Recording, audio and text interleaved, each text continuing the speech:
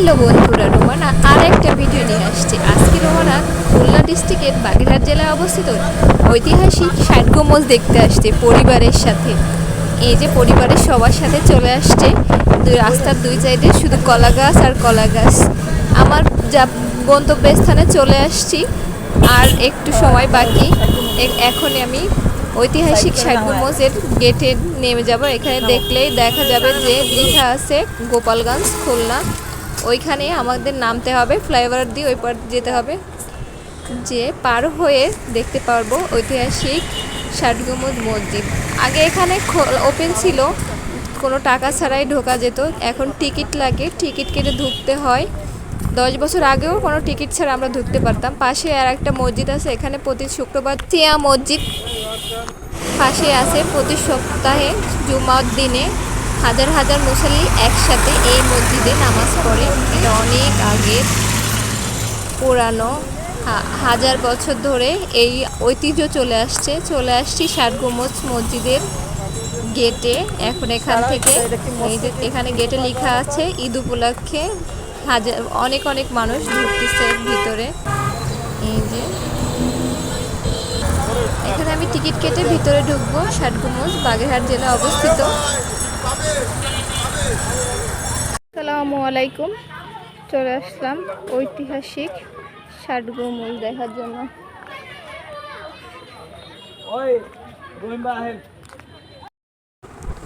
হাজার হাজার মানুষ এর ভিতরে, শুধুমাত্র যারা দেখতে আসছে, অনেক দূর থেকে আসছে, দূর দূরান্ত থেকে মানুষ এই মসজিদ দেখতে আসে। এটা একটা জাদুঘর, পরে এটার আমরা দেখব।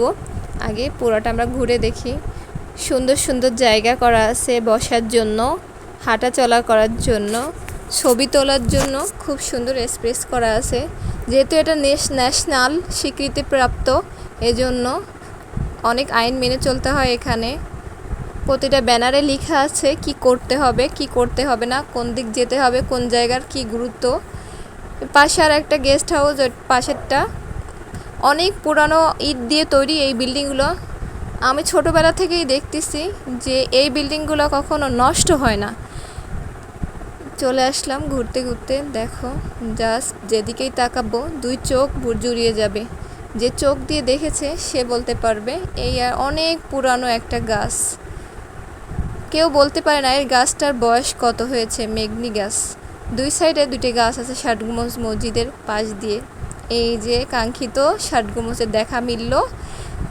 এই যে সাথে বড় বোন আছে, সে হাঁটতেছে তার মনের মতো করে। সবাই অনেক মানুষ, যেদিকে দুই চোখ যাবে শুধু মানুষ আর মানুষ, ছোট বড় সবার। যে জিনিসটাকে টাকার ভিতরে দেখা যায়, সবার একটা আকর্ষণ থাকে সেটাকে দেখার জন্য। বড়াপু ছবি তোলার জন্য ব্যস্ত আছে। এই যে সুন্দর একটা জায়গা, গাছ দিয়ে তৈরি, দুই সাইড থেকে ছবি তোলার স্পেস বা ফটোশ্যুট করার জায়গা। প্রথমে এখানে একটু দাঁড়িয়ে নিলাম। সময় বেশি করে নিয়ে আসবা, একটু হাতে সময় নিয়ে আসবা। জায়গাটা অনেক সুন্দর, বড়, হেঁটে হেঁটে ঘুরে দেখতে হবে। আমি এবার ভিতরের দিকে যাওয়ার চেষ্টা করব। এই যে গেট সামনেই, গেটের দুই সাইডে দুইটা। এই যে এখানে সবাই বলে 60টা গম্বুজ, কিন্তু আসলে এখানে তারও বেশি গম্বুজ আছে। চারপাশে 4টা পিলার আছে, বড় বড় দাঁড়িয়ে আছে। এখানে প্রতিদিন নামাজ হয়, আজান হয় মসজিদে। এই যে পাশে ব্যানারে লেখা আছে যে এটা ন্যাশনালভাবেতে এটা স্বীকৃতি পেয়েছে। এটা এখন সরকারে নিয়ে গেছে। আগে এটা এখানের স্থানীয়রা দেখাশোনা করত বা এমপি সাহেবের তত্ত্বাবধানে চলতো। এখন এটা সরকারি খাতে চলে। এই যে সরকারি ন্যাশনাল লেখা আছে, বিশ্ব স্বীকৃত, বিশ্বের একটা মানে স্বীকৃত মসজিদ ষাট গম্বুজ মসজিদ। আমার এখানের কাজ ঘোরাঘুরি শেষ, সামনের দিকে যাব। এই যে ঢুকতেই প্রথমে দুই সাইডে সবুজ গাছ আর গাছ, যে দুই চোখ যাবে আর গাছ আর গাছ।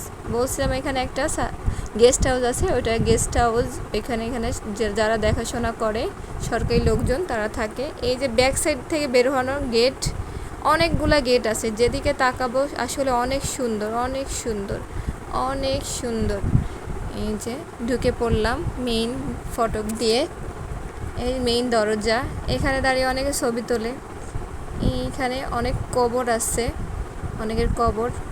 অনেক প্রাচীন একটা জায়গা, ইটগুলো দেখলেই বোঝা যাচ্ছে অনেক প্রাচীন। এই যে অনেক পীরদের কবর আছে এখানে। বলা যায় যে খানজাহান আলী খানজাহান আলী পীর সাহেবের ভাগ্নে এটা তৈরি করছিল, এটা শোনা যায়। আসল আমরা জানি না কি এটা হয়েছিল। এই যে অনেক কবর আছে, পাশে যে মেঘনি গাছ দেখা যাচ্ছে, এই পাশে একটা, এই পাশে একটা, দুইটা গাছ আছে। আমার বড় বোন ফটো তোলার জন্য বিজি, সামনেই দাঁড়িয়ে ফটো তুলতেছে। সে ব্যস্ত আছে অনেক ফটো তোলার জন্য। আমি তাকে নিয়ে আসছি ফটো তোলার জন্য। এই পাশেও কবর, দুই সাইডে কবর আছে। এই যে মেইন যে ষাটগম্বুজের ঢোকার গেট, এটা গেট। এখানে অনেক মানুষ দেখা যাচ্ছে, সবাই ছবি তোলা জন্য ব্যস্ত আছে, কেউ দেখার জন্য ব্যস্ত আছে। আসলে সব জায়গাটাই সুন্দর, না ছবি তুলে না করে। আমি কখনো মসজিদের ভিতরে যাইনি, আজকে তোমাদের দেখানোর জন্য আমি মসজিদের ভিতরে যাব, তাও জুতা খুলে পায়ে। এই যে বোন, এই আর একটা গাছ বলছিলাম না, অনেক পুরনো একটা গাছ আছে। এই গাছের বয়স কত বছর কেউ বলতে পারে না। এই যে আমি এখন ভিতরে যাব, জুতা খুলে মসজিদের ভিতর প্রবেশ করলাম। এই যে অনেক পুরানো, দেখলেই বোঝা যায় গম্বুজগুলো কিভাবে তৈরি করা হয়েছিল। তখন তো এত আধুনিক যুগ ছিল না যখন তৈরি হয়েছে। এখানে যদি তুমি শব্দ করো, শব্দটা প্রতিফলিত হয়ে তোমাকে আবার শুনতে পাবা। অনেক বড় একটা মসজিদ। চলে ঘুরে ঘুরে দেখতেছি, অনেক মহিলারাও ঘুরে ঘুরে দেখতেছে ভিতরে ঢুকে, সবাই জুতা খুলে প্রবেশ করতেছে। অনেক প্রাচীন একটা জায়গা, ভিতরে ঢুকে দেখার সৌভাগ্য হলো, তোমাদের দেখানোর সৌভাগ্য হলো। এটা আমার অনেক বড় পাওয়া, আমি কখনো ভিতরে ঢুকিনি, তাও আজকে ঢুকে দেখলাম। আসলে আমি ঘুরে ঘুরে দেখতেছিলাম, আমি অনেক অবাক হই কিভাবে তখনকার সময় এটা তৈরি করা হয়েছে। ভিতর থেকে বেরিয়ে চলে আসলাম এক সাইডে, একটা এক সাইড। এই যে সামনের দিকটা, এখানে মসজিদ আগে হুজুর সাহেব খুতবা পড়তো। এই যে এখানে অনেক পুরানো সাবু গাছ আছে। এই যে সাবু গাছ দেখা যাচ্ছে, সাবু গাছগুলো সব মরে আরো গেছে। ছোট ছিল 10 বছর আগে আমি যখন দেখেছি, তখন অনেক ছোট, এখন অনেক লম্বা হয়ে গেছে। এই এখান থেকে বেরিয়ে দিঘি আছে, অনেক বড় দিঘি। আমি দিঘির দিকে যাচ্ছি। এই যে সামনের সাইডের গেটটা, এখান থেকে এই যে বেরিয়ে বড় বোন আগে হাঁটার তালে আছে। অনেক বড় জায়গা, 365 বিঘের উপরে এই জায়গাটা, এই দিঘিটা একটা। এই দিঘিটা তৈরি হওয়ার পিছনে কারণ শুনেছি আমি, দুই সাইডে অনেক গাছ, সিঁড়ি, মানুষজন বসে আছে, একটা কুকুর রেস্ট নিচ্ছে। এখানে একটা ঘোড়া দৌড় দিছিল, সে যতক্ষণ না হাঁপিয়ে যে ওই মাথা অবধি গেছে, ততটা জায়গা নিয়ে এই দিঘিটা। এই দিঘিটার নাম ঘোড়া দিঘি। ঘোড়া দিঘি নামে এটা আখ্যায়িত করা হয়েছে তখনকার সময়। এখানে কুমির নেই, আর খানজাহানের দিঘিতে কুমির আছে, এই দিঘিতে কোনো কুমির নেই। মানে চোখ জুড়িয়ে যায় দিঘি।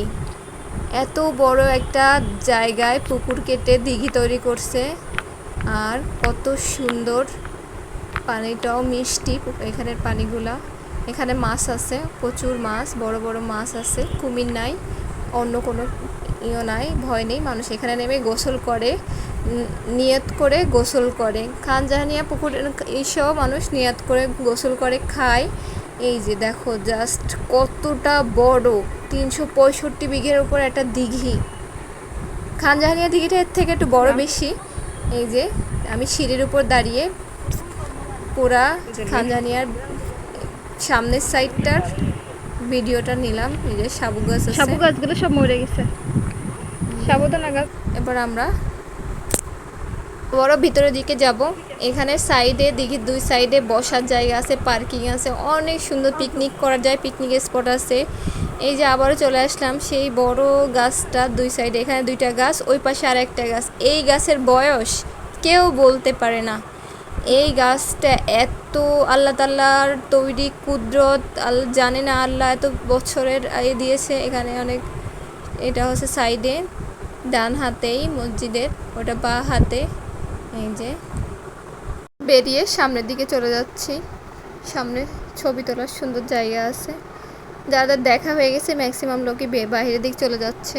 এই যে সবাই এখানে আসে ছবি তোলার জন্য, দেখার জন্য, মন ভালো করার জন্য। অনেক মানুষ ছড়ানো ছিটানো, যেদিকে তাকায় শুধু মানুষ। পরিষ্কার পরিচ্ছন্ন একটা জায়গা, ঘুরলেই মন পরিষ্কার হয়ে যায়। এই যে ছবি তোলার জন্য আমিও চলে আসলাম সুন্দর একটা প্লেসে, সবাই ছবি তুলতেছে, আমিও চলে আসছি ছবি তোলার জন্য। একটা গাছ দিয়ে তৈরি ঘরের মতো। গাছটা কিভাবে তৈরি করছে, জাস্ট এপাশ থেকে এপাশ নিয়ে গেট সিস্টেম করছে, সুন্দর, অনেক সুন্দর। মিষ্টি কাটিংটাও সুন্দর। আমিও ছবি তুললাম এখানে, ছবি তুলে বেরিয়ে পড়লাম। হয়তোবা আমি একটু ছবি তো ভালো হবে না, এখানে দাঁড়িয়ে ছবি তুলে নিলাম। যে বোরকা পরে গেছি, বৃষ্টি হচ্ছিল সেজন্য ফুটেজটা ভালো করে নিতে পারিনি। আমিও বেরোয় যাওয়ার জন্য এখন চলে যাচ্ছি। এই যে সাইড থেকে হাঁটতে হাঁটতে গাছ, ফুল গাছ, সব গাছ দেখতে দেখতে যাব। এখানে বসার জায়গা আছে, তো আমি বসলাম না, বেরিয়ে যাব এখনই। এখানে পাশে একটা জাদুঘর আছে, এই জাদুঘরে কুমির আছে, খানজাহানিয়া কুমিরের কালা পাহাড় নামে পরিচিত। কুমিরটা এখানে রাখা আছে, চামড়াটা মারা যাওয়ার পরে এখানে এই জাদুঘরে রাখা গেছে। কেউ যদি এই জাদুঘরে যেতে চাও যেতে পারো, দুই সাইডে শুধু ফুল গাছ আর ফুল গাছ। জাদুঘরে অনেক পুরানো মাটির জিনিস আছে, এখানে যারা পীররা ইউজ মানে ব্যবহার করা আসবাবপত্র আছে, টাকা আছে, অনেক আগের মুদ্রাগুলো এখানে আছে। এই জাদুঘরের ভিতরে গেলে অনেক পুরানো পীরদের ব্যবহার করা আসবাবপত্র পাওয়া যাবে, মুদ্রা পাওয়া যাবে এখান থেকে। এই যে জাদুঘরের মুখ, বাগেরহাট মিউজিক অ্যান্ড মিউজিক্যাল। এই যে জাদুঘরের সামনে আমি দাঁড়িয়ে আছি, এখানে লেখা আছে। এখান থেকে এবার আমি আর বাগেরহাট মিউজিক, এই যে জাদুঘর, ভিতরে ঢুকে দেখে বেরিয়ে যেতে। আমি ভিতরে আর ঢুকতেনি না, এই যে বাইরের দিক চলে যাচ্ছি, এখানে বের হওয়ার গেট সামনেই, বেরিয়ে চলে যাচ্ছি। ঘোরা হয়ে গেল ষাটগুম্বজ মসজিদ, ঐতিহাসিক ষাটগুম্বজ মসজিদ বাগেরহাটে অবস্থানিত। যারা ঢাকা থেকে যাবে, সায়দাবাদ থেকে বাসে যে বাগেরহাটের উদ্দেশ্যে বললেও হবে যে খানজাহানিয়া বা ষাটগুম্বজ দেখতে যাব, এখানেই নামিয়ে দিবে, বা খুলনায় নেমেও এখানে আসা যাবে। বেরিয়ে পড়লাম, এই যে আমরা মেইন রোডে চলে আসছি। চলে এই যে মসজিদ, এখানে এই মসজিদও ওই সময় তৈরি, প্রাচীন, পরবর্তীতে কোনো পীরের। ভ্রমণ শেষ হয়ে গেল, পরিবারকে নিয়ে আবারও ফিরলাম। আবারও কোনো নতুন ভিডিও বা ভ্রমণের সাথে সবার সাথে চলে আসবো, সবাইকে নিয়ে একসাথে ঘুরে বেড়াবো আর আনন্দ করব সবার সাথে। আবারও নতুন দেখা হবে, নতুন কোনো ভিডিও, নতুন কোনো ব্লগে। Please subscribe